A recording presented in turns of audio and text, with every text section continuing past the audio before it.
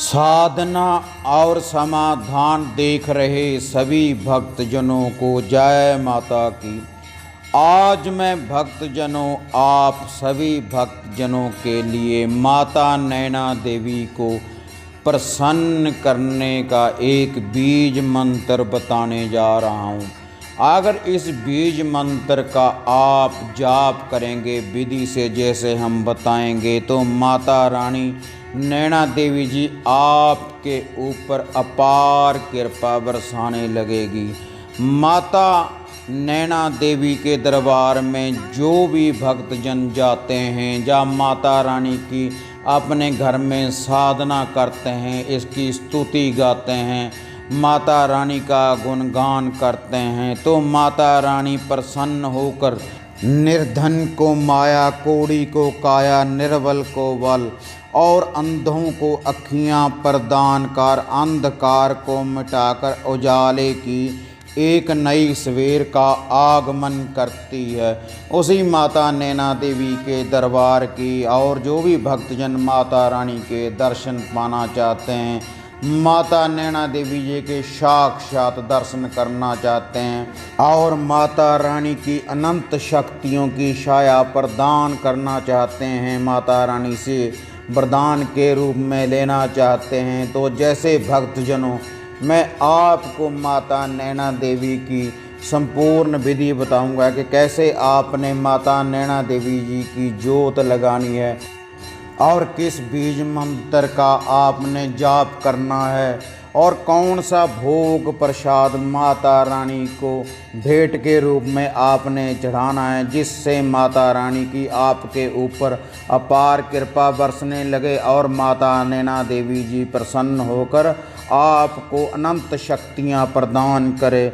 वही माता नैना देवी के दरबार में जाकर आपने क्या भोग प्रसाद चढ़ाना है और अपने घर के ऊपर आपने क्या भोग प्रसाद माता रानी को भेंट के रूप में चढ़ाना है, वो संपूर्ण विधि में आप भक्तजनों को बताने जा रहा हूँ। माता रानी के भक्तजनों, माता नैना देवी जी 51 शक्ति पीठों में से एक है। जब राजा दक्ष के यज्ञ में माता सती ने अपने प्राण त्याग दिए थे, तब शिव शंकर भोलेनाथ जी ने माता सती जी को अपने हाथों में उठाया और विष्णु भगवान जी ने सुदर्शन चक्र से उनके पूरे शरीर के अंग काटे और जहाँ जहाँ पर भी माता रानी के अंग गिरे वहाँ पर ही शक्ति पीठ उत्पन्न हुए, वहाँ पर ही माता रानी के मंदिर सुशोभित हैं, विराजमान हैं। ऐसे ही माता नैना देवी जी का जहाँ पर दरबार है हिमाचल प्रदेश में बिलासपुर ज़िले में माता नैना देवी जी का ये 51वां शक्तिपीठ है, जहाँ पर माता नैना देवी जी के नैन गिरे थे। यही माता नैना देवी जी का 51 शक्तिपीठों में से एक शक्तिपीठ है, जहाँ पर माता नैना देवी जी के नैन गिरे थे। और जो भी भक्तजन जहाँ पर आते हैं माता रानी के नैनों के दर्शन करते हैं, दरबार के दर्शन करते हैं और जैसी भी उनकी मनोकामना होती है वैसा ही माता रानी उन भक्तजनों को फल प्रदान करती है। जहाँ पर सावन के महीने में बहुत भारी मेला भरता है, जहाँ पर दूर दूर से श्रद्धालु माता रानी के दरबार में आते हैं और आपकी मनोकामनाएं पूर्ण करते हैं। और इसके अलावा अस्सु और चैत्र के नवरात्रों में भी जहाँ पर बहुत भारी मेला भरता है और हर अष्टमी को बहुत से श्रद्धालु माता रानी के दरबार में जाते हैं और 51 शक्तिपीठों में से एक माता नैना देवी जी के दरबार के दर्शन करते हैं। हाँ माता रानी के भक्तजनों, अब जिन भक्तजनों ने माता नैना देवी जी की साधना करनी है, सिद्धि करनी है या फिर माता रानी की अपार कृपा के पात्र बनना है, जैसे आप घर के मंदिर में जोत बत्ती करते हैं तो माता रानी के किस मंत्र का, बीज मंत्र का जाप करें जिससे कि माता रानी आपके ऊपर पूर्ण रूप से प्रसन्न हो जाए और जो भी आपके मन की इच्छा है माता रानी आपके वो मन की इच्छा पूर्ण करे। हाँ माता रानी के भक्तजनों, जिस भक्तजन ने भी माता रानी की जोत बत्ती करनी है घर के ऊपर, अपने घर के मंदिर में, तो आपने क्या करना है, सबसे पहले आप अपने घर के मंदिर में एक कलश की स्थापना करें। कलश पूजन करने के बाद कलश की स्थापना करें और उसके बाद गणेश जी महाराज का ध्यान धरते हुए, धरती माता का ध्यान धरते हुए, महावीर योद्धे का नाम लेते हुए और बाबा भैरवनाथ जी का नाम लेते हैं, उनको भोग प्रसाद अर्पण करें। जोड़ा जोड़ा लड्डुओं का सभी को भोग प्रसाद के रूप में भेंट चढ़ाएं और नवग्रह का पूजन करें। उसके बाद माता रानी की एक चौकी सजाएं, उसके ऊपर एक आप लाल आसन बिछा दें चौकी के ऊपर और उसके ऊपर माता रानी की ज्योत के रूप में माता रानी की ज्योति का आगमन करें, ज्योति को प्रचंड करें। और उसके बाद भक्तजनों आपने क्या करना है, जो मैं आपको बीज मंत्र दूंगा उसका आपने जाप करना है। गणेश पूजना करने के बाद, नवग्रह की पूजना करने के बाद, धरती माता की पूजना करने के बाद, अपने गुरु पीरों का ध्यान धरने के बाद, माता नैना देवी का आपने साक्षात दर्शन पाने के लिए जिस बीज मंत्र का आपने जाप करना है, वो भक्तजनों में आपको बीज मंत्र बता रहा हूँ। मगर उससे पहले जो आपने भोग प्रसाद चढ़ाना है, जिन भक्तजनों ने तो साधना करनी है माता रानी के साक्षात दर्शन पाने, तो आपने जो मैं ये विधि बता रहा हूँ, ये आपने 41 दिन लगातार करनी है। रेगुलर इसको 41 दिन आप करते रहें। आपने क्या करना है, नित्य बहुत ही सरल सी विधि है जिससे माता रानी आपके ऊपर बहुत ही जल्दी प्रसन्न हो जाएगी। आपने क्या करना है, देसी घी का नित्य ही हलवा बनाएं और जोड़ा लड्डुओं का भैरवनाथ के नाम का और जोड़ा लड्डुओं का हनुमान जोधे के नाम का उस देग के ऊपर रखें। और नित्य है बेरी और आम के लकड़ों का, बेरी और आम की लकड़ी से हवन करें, माता रानी की आहूतियाँ डालें। जो मैं आपको बीज मंत्र दूंगा 21 माला का आप नित्य ही जाप करें और 21 आहूतियाँ ही उस अग्नि के रूप में भेंट करें।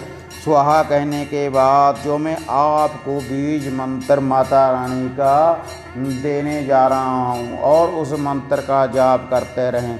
और जब पहले दिन ही आपने माता रानी का आगमन करना है, चौकी के ऊपर माता रानी की ज्योत बत्ती करनी है, तो आप इसको शुरुआत करें शुक्ल पक्ष की अष्टमी से।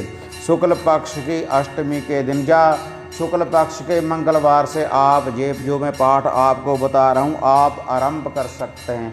उसके बाद आप माता रानी का ये जाप 41 दिन लगातार करते रहें। और जिन भक्तजनों ने माता रानी की वैसे घर में विधि के अनुसार, जैसे आप नित्य कर्म अनुसार ज्योत बत्ती करते हैं और नित्य नेम करते हैं, वैसे भी आप इस मंत्र का जाप करते रहिए। इससे भी माता रानी आपके ऊपर बहुत सी कृपा बरसाएगी और आपके ऊपर माता रानी प्रसन्न रहेगी। और आप भक्तजनों ने क्या करना, जो मैं कढ़ाई बता रहा हूँ आपको, आप हर अष्टमी को ये कढ़ाई माता रानी को भेंट के रूप में होतियाँ डालने के बाद, हवन करने के बाद आप ये बाहर दरवेश को डालते रहें, किसी कुत्ते को डालते रहें। और जो आपने देग बनानी है पहले दिन, वो इतनी देग बनाएं कि माता रानी को भोग भी लग जाए। और एक कंजका का पूजन करना है, एक कंजका का पूजन करें। और जब आपकी जो सिद्धि है, जो माता रानी की साधना है, संपूर्ण हो जाए,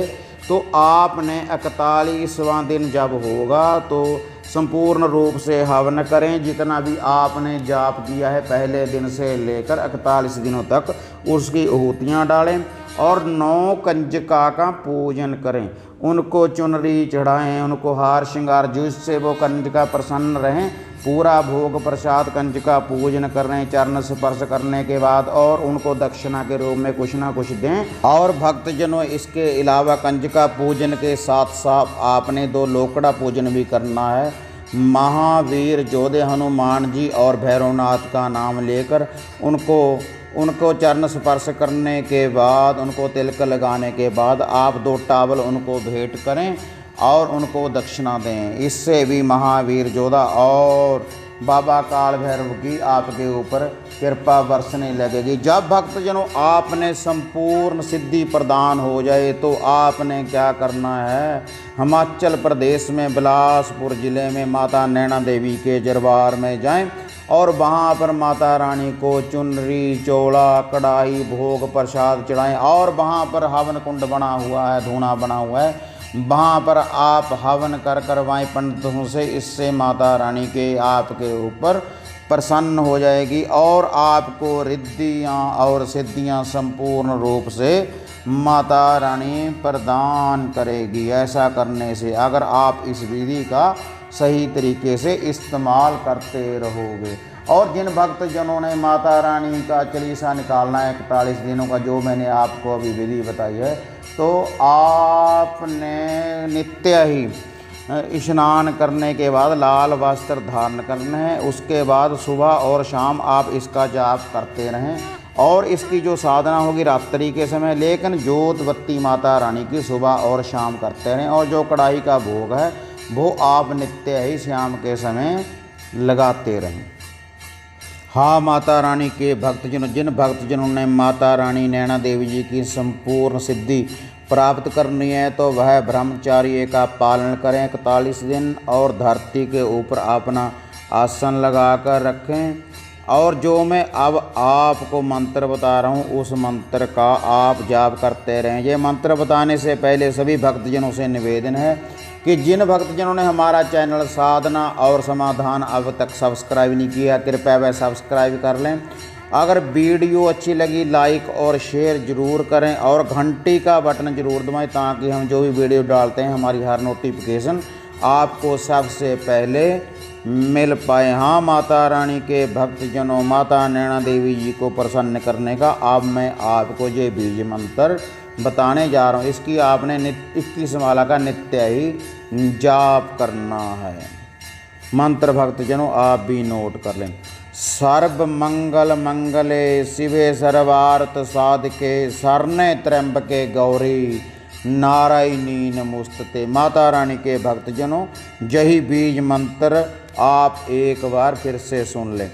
सर्व मंगल मंगले शिवे सर्वार्थ साधके शरण्ये त्र्यंबके गौरी नारायणी नमोस्तुते। नमोस्तुते माँ नमोस्तुते। इसी मंत्र का भक्तजनों आपने जाप करते रहना है। और जो आपने आहूतियाँ डालनी है, माता रानी की जो आहूतियाँ डालनी है देग की, भोग प्रसाद की, वो आपने क्या मंत्र जाप करना है वो भी आप सुन लें। ओम आईं ह्रीं क्लीं चामुंडा विच स्वाहा। एक बार फिर से सुन लें। ओम आईं ह्रीं क्लीं चामुंडा विच स्वाहा। इस मंत्र का जाप करने के बाद आपने आहूतियाँ डालनी हैं। जिन भक्तजनों ने साधनाएं करनी है वो जितनी माला का जाप करेंगे, जैसे 21 माला का जाप कर रहे तो 21 ही माता रानी की आहूतियाँ डालें। और माता रानी को नित्य ही गुलाब के पुष्प आप अर्पण करते रहें, गंगा जल का छींटा लगाते रहें और जोत बत्ती श्रद्धा के अनुसार करें। अगरबत्तियों की खुशबू रहनी चाहिए अच्छी तरह। जितनी खुशबू माता रानी के पास रहेगी आपके जीवन को उतना ही माता रानी खुशहाल बना देगी और आपके जीवन के पूरे अंधकार को मिटाने के बाद माता रानी आपको अनंत खुशियाँ प्रदान करेगी। ऐसी कोई भी शक्ति नहीं जिसको माता रानी आपको प्रदान ना कर सके, क्योंकि ये माता रानी 51 शक्ति पीठों में से एक है। शिव शंकर भोलेनाथ जी की शक्ति माता नैना देवी, जो कि अंधों को ज्योति प्रदान करती है। जो भी माता रानी के दरबार में जाता है, जैसी उसकी मन की इच्छा होती है वैसा ही वह फल माता रानी के दरबार से पाता है। इसलिए भक्तजनों, जिसने भी ये साधना करनी है, जो हमने विधि बताई है, अगर आप इस विधि से माता रानी का गुणगान करते तो माता रानी आपके ऊपर प्रसन्न हो जाएगी। हाँ भक्तजनों, फिर मिलेंगे आपको एक नई अपडेट के साथ। तब तक जय माता काली, जय बाबा भैरवनाथ।